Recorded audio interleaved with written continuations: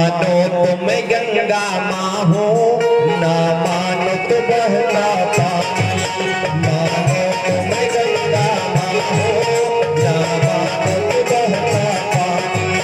जो स्वर्ग ने दी धरती को,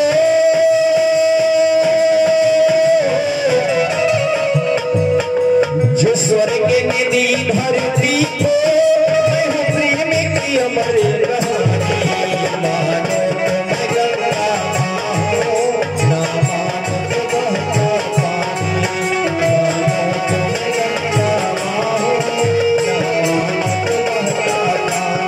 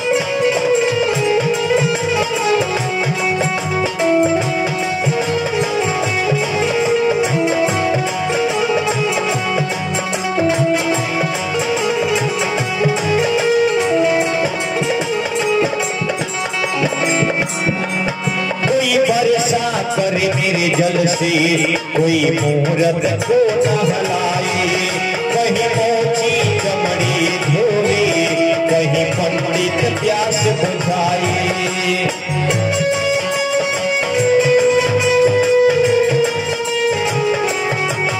कोई वर्षा करे मेरे जल से कोई मूरत को नहलाए, कहीं मोची चमड़ी धोए, कहीं पंडित प्यास बुझाए।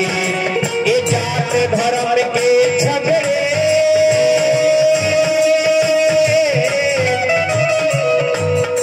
ये जात धर्म के झगड़े, इंसान की है नादानी। मानो तुम गंगा माँ हो, ना मानो तो बहता पानी। मानो तुम गंगा माँ हो, ना मानो तो बहता पानी। मानो तुम गंगा माँ हो, ना मानो तो बहता पानी।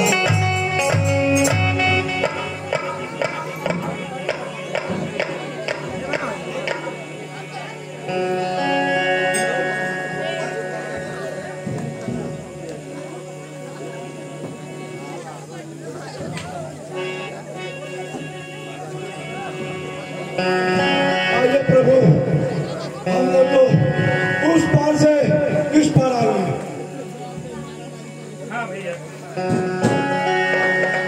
हाँ भैया केवल, लेकिन इस वन में मेरे पास आपको देने के लिए कुछ नहीं है, इसीलिए सीता के द्वारा दी गई इस अंगूठी को अपने खेवाई के रूप में स्वीकार करें। हे प्रभु, नाई से नाई नो कटाई न लेला, और धोबी से धोबी धोआई न लेला, और केवट से केवट पार कराई न लेला। हे प्रभु, हम ते छोटी सी नदिया के पार कराओ थे, आप तो बड़े भावसागर के खोया है। आप भी हमें वरदान दीजिए प्रभु कि मुझे भी आप अपने भवसागर को पार करा दीजिएगा प्रभु, हमें पार करा देना प्रभु। अरे हम हो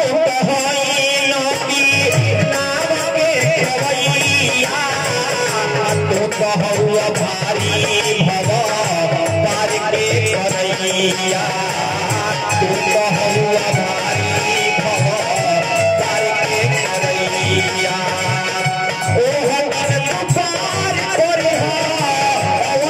विसार के, विसार तू तो हौ राजा बाबू सारा संसार के, तू तो हौ राजा बाबू सारा संसार के।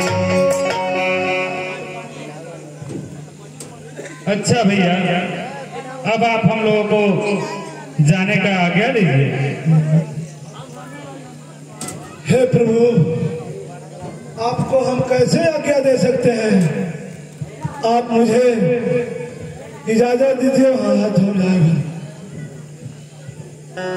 ठीक है केवट भैया, आज हम लोग आगे की ओर प्रस्थान करें। ठीक है प्रभु। एक चित्रकूट जनो चलाया हेरी, अचुकई रघुनंदन छाये, समाचार सुनी मुनि मुनि आए।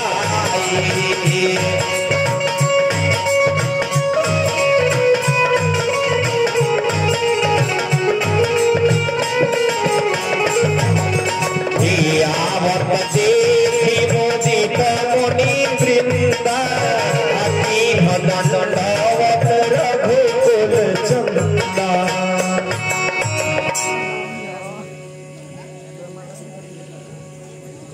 हे निषाद राज, आप भी अपने राज को लौट जाइए। आपकी प्रजा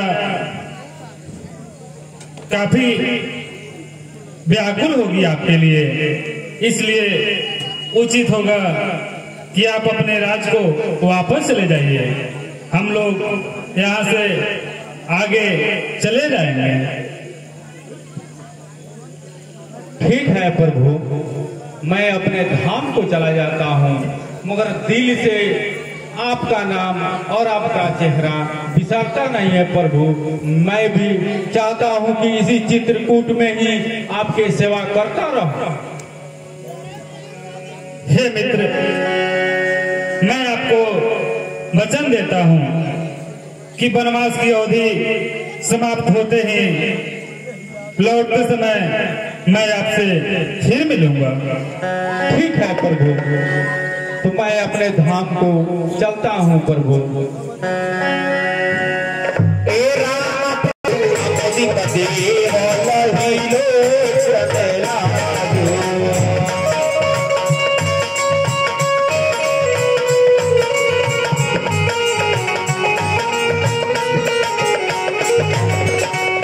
अमरनागति नरति गोपाला, चित्रकूट आए तेरी काला।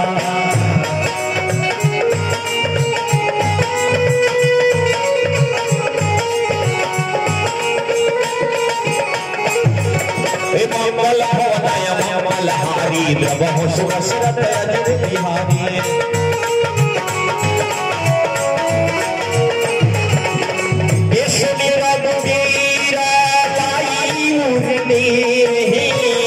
सकल हो वहीं पे आशीष दे।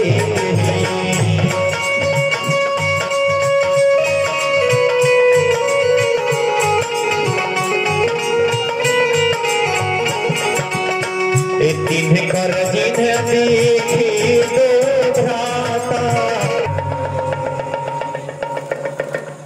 प्रणाम गुरुदेव। कल्याण अस्तु।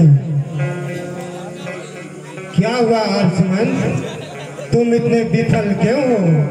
हे गुरुदेव, मैं खाली रथ लेकर वापस आ गया हूँ। मैं जानता था कि तुम खाली रथ लेकर ही आओगे।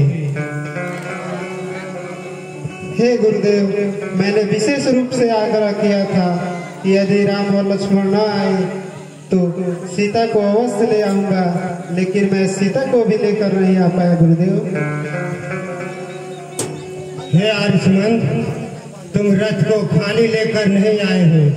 तुम रघुकुल के धर्म, सत्य और वचन पालन का गौरव लेकर आए हो। इस तरह अगर रथ लेकर नहीं आते तो धर्म चक्र की धुरी रसातल में धस जाती। लेकिन गुरुदेव, हे आयुष्मान, अब तुम जाओ, जाकर महाराज से मिलो। लेकिन गुरुदेव मैं महाराज के पास क्या मुंह लेकर जाऊंगा, आप ही बताइए ना। हे गुरुदेव, आप स्वयं चलिए और महाराज को समझाइए। होने को कोई कब तक टाल सकता है। चलो सुमन, हम तुम्हारे साथ चलते हैं।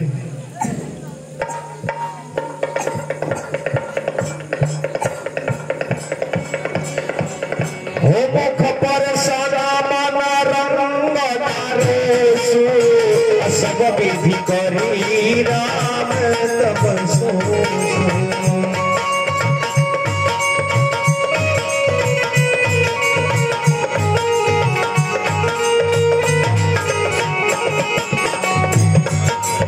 हे मंगल भवन मंगलहारी,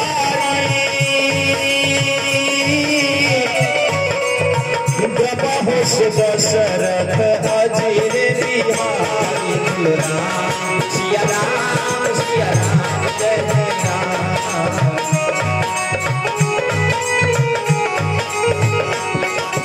राम सिया राम जय जय राम।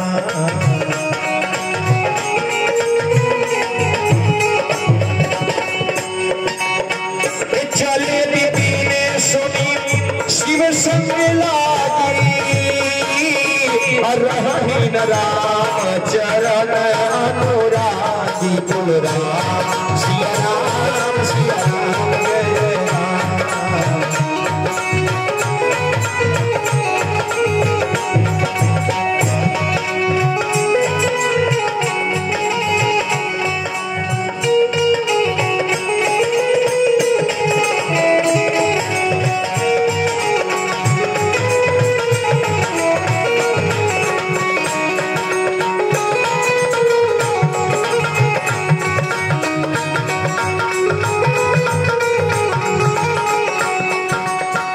अभी आप सबों ने देखा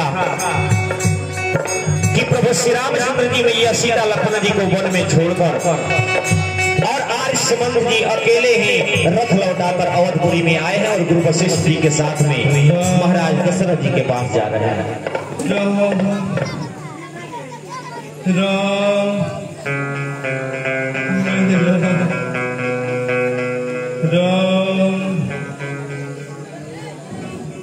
राम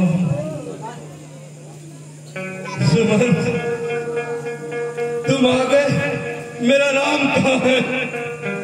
मेरा राम कहाँ है? मेरा लक्ष्मण कहाँ है? हे सुमंत, सीता कहाँ है?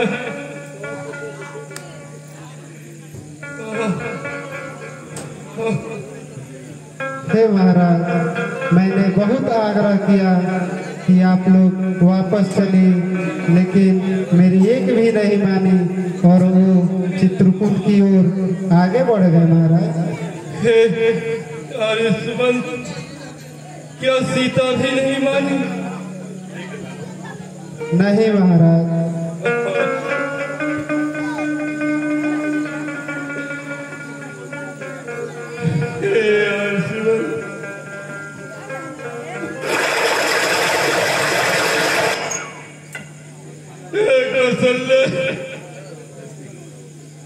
आज मुझे उस मुनि की बात स्पष्ट याद आ रही है। हे उस महाराज, मुनि ने हे महाराज, आप जैसे धीर भी धर्मज्ञ को इतनी दुर्बलता उचित नहीं। आप राजन राम जैसे धर्मज्ञ पुत्र के पिता हैं, उसे छोटा मत बनाइए। जैसे दिन और रात का आना अटल है, उसी प्रकार समय समय पर सुख और दुख का आना अटल है।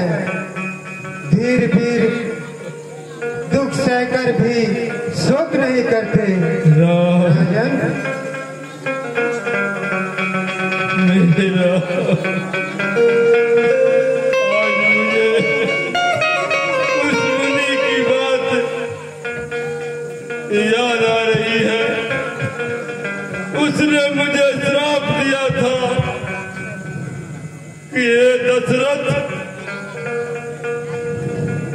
जिस तरह मैं पुत्र वियोग में मर रहा हूँ, हे भगवान, उसी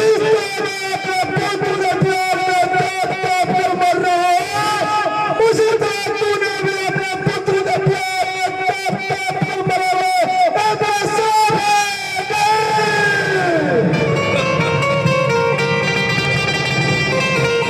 ऐसा सब है। तुम कहाँ हो? मुझे कुछ दिखाई क्यों नहीं दे रहा? कौशल्या, वो देखो, वो मुनि मुझे बुला रहा है। राम, राम,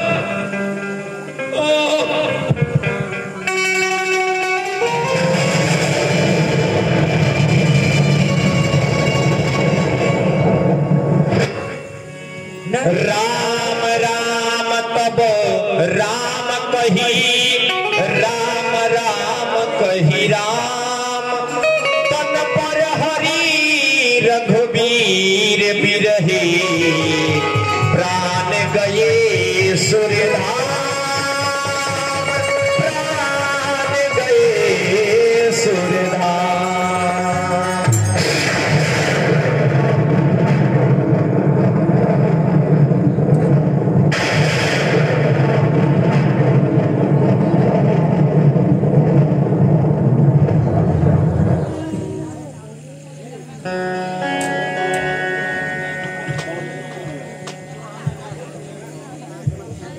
हे आयुष्मान,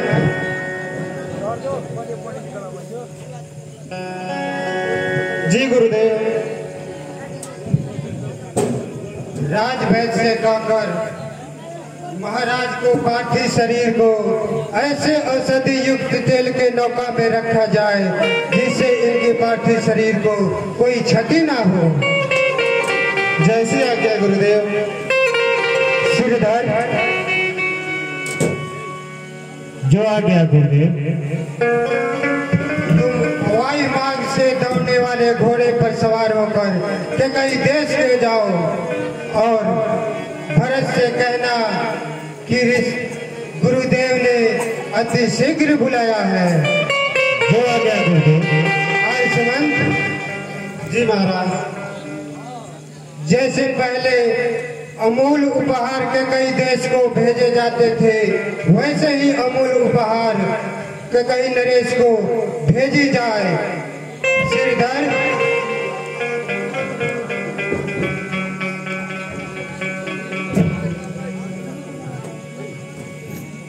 श्रीधर, राम वनवास और राजा के मरण, ये सब बात भरत को मत बताना, नहीं तो वो सहन नहीं कर पाएंगे। उनके पास ऐसे जाना कि जैसे उन्हें कुछ विदित ना हो। जो आ गया गुरुदेव, ऐसा ही होगा।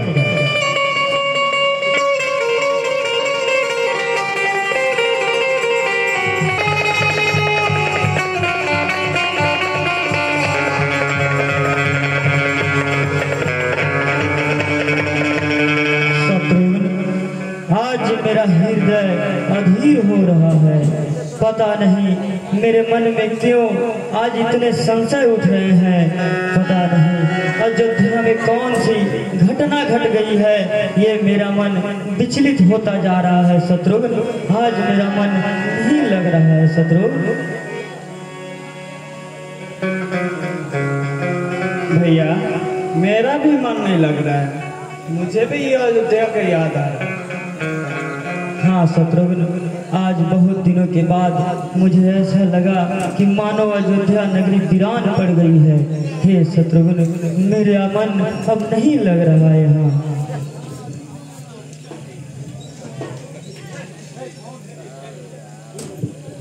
भारत भैया का सेवक का प्रणाम। प्रणाम श्रीधर। हे श्रीधर, सब कुशल पूर्वक है न अयोध्या में? पिताश्री, माताएं, भैया, राम, लक्ष्मण और भाभी सब कैसे हैं? बताओ श्रीधर, क्या संदेश लाए हो? हे भरत भैया, गुरुदेव का आज्ञा है कि आपको अयोध्या चलना है, इसलिए मैं आपको बुलाने के लिए आया हूँ। आप आप कृपया करके अयोध्या चले। ठीक है श्रीधर, चलो। चलिए। अरे भरत जी अइनी अवधपुरी में ओ अपना ननिहाल से मोरे मधुमाता बोल राम सिया राम जय जय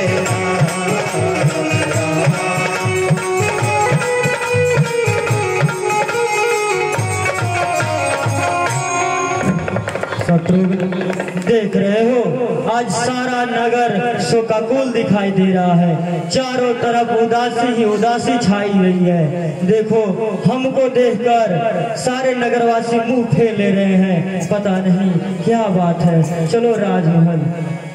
हे मेरे लाल आ गए, हे मेरे लाल आ गए। हाँ हाँ आ गए मेरे लाल, आइए चलो चलो मेरे लाल चलो। नहीं नहीं, चलो नहीं, पहले मैं अपने पिताश्री के पास जाऊंगा। बताइए वो कहाँ है?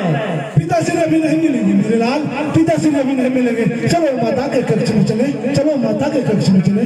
ठीक है चलो। चलिए मेरे लाल, आइए महारानी के पास ले चलती हूँ। आइए आइए मेरे लाल, आइए मेरे लाल। महारानी आ गए, हे महारानी मेरे लाल आ गए, आ गए मेरे लाल।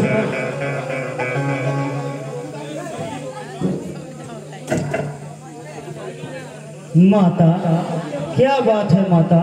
आज आप ऐसे वस्त्र क्यों धारण किए हैं? आपके राजसी वस्त्र कहाँ है माता? आपके मांग में सिंदूर नहीं है, नहीं आपके हाथों में चूड़ियां है। आपके आभूषण कहाँ है माता? पिताश्री कहीं दिखाई नहीं दे रहे हैं, अपने कक्ष में भी नहीं है और आपके कक्ष में भी नहीं है पिताश्री। हे मातेश्वरी, आप बताइए कि पिताश्री कहाँ गए? पुत्र, इस संसार में जो आता है उसे एक ना एक दिन इन संसार को त्याग कर जाना पड़ता है। त्याग कर जाने के बाद जो गति परम धर्मात्मा पुरुषों की होती है, वही गति तुम्हारे पिताश्री की भी होगी। तुम्हारे पिताश्री स्वयं से जाएंगे।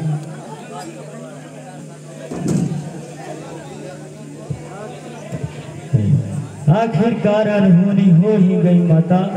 आते समय मेरे मन में अजीब अजीब संशय उठ रहे थे। मेरा हृदय भय से कांप रहा था। मेरे सारे अपशकुन सच हो ही गए माता, मेरे सारे अपशकुन सच हो ही गए।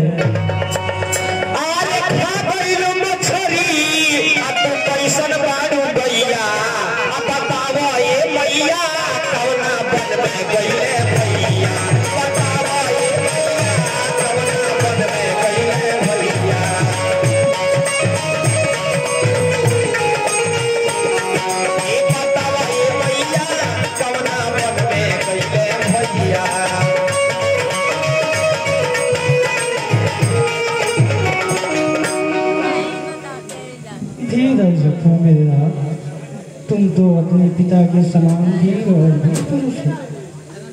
जो जीव इस पृथ्वी पे आता है, एक ना एक दिन नश्वर शरीर को त्याग करना पड़ता है। नश्वर शरीर त्याग करने के बाद जो गति उसे होती है वो मोहता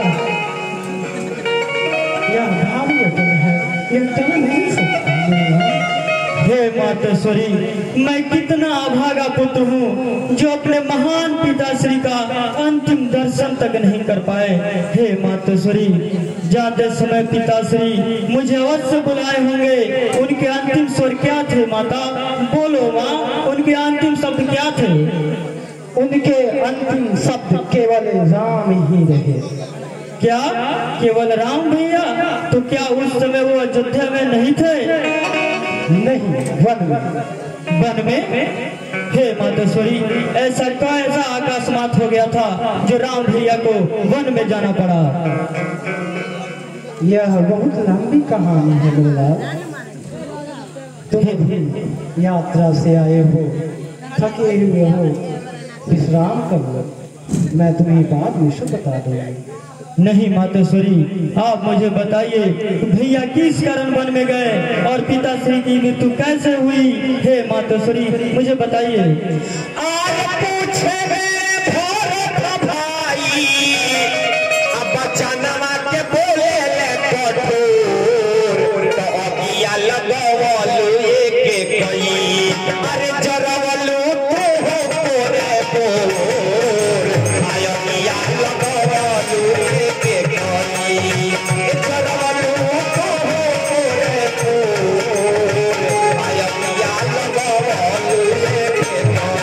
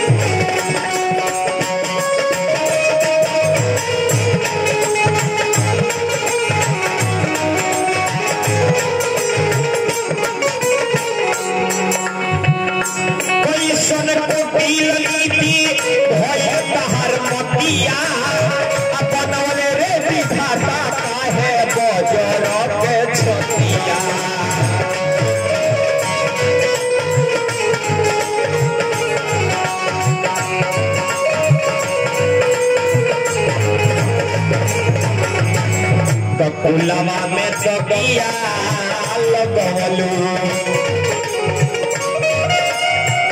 कुलवा में तकिया लगवलू, बचनवा के बोले ले कठोर, अगिया लगवलू एक कई, ए जरवलू तो हो तोरे बोर, अगिया लगवलू एक कई, ए जरवलू